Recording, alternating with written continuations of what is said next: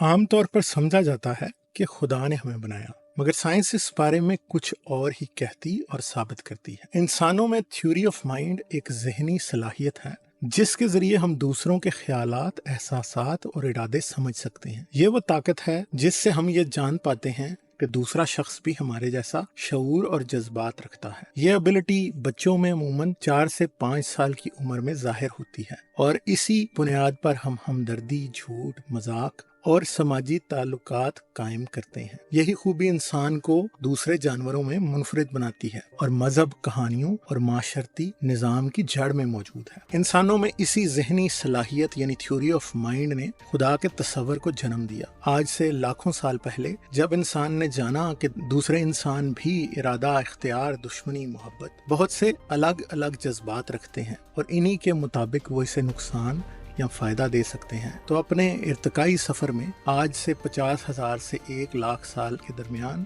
उसने यही तस्वर नेचुरल फोर्सेस पर भी लागू किया और ये समझा कि सभी नेचुरल फोर्सेस दूसरे इंसानों ही की तरह इरादा और इख्तियार रखती हैं। ये खुशी में फायदा और गुस्से में नुकसान भी दे सकती हैं। ये दरअसल थ्योरी ऑफ माइंड की हाइपर एक्टिविटी थी। इसे हाइपर एक्टिव एजेंसी डिटेक्शन भी कहा जाता है। इंसान ने सोचा कि बिजली, बारिश, ज़लज़ले ये सब किसी ताकतवर हस्ती की मर्जी से हो रहे हैं। इसी तरह एक नादीदा, अक्लमंद और बाइख्तियार हस्ती का तस्वर उभरा जो सब कुछ देखती, जानती और फैसले करती है। इसी ख्याल ने कदीम इंसान के जहन में डिसिप्लिन, पर्पस और तहफ़्फ़ुज़ का एहसास लाया और इसी से खुदा का तस्वर पैदा हुआ। तो खुदा ने इंसान को नहीं बनाया, बल्कि इंसान ने खुदा को थ्योरी ऑफ माइंड की हाइपर एक्टिविटी की वजह से पैदा किया।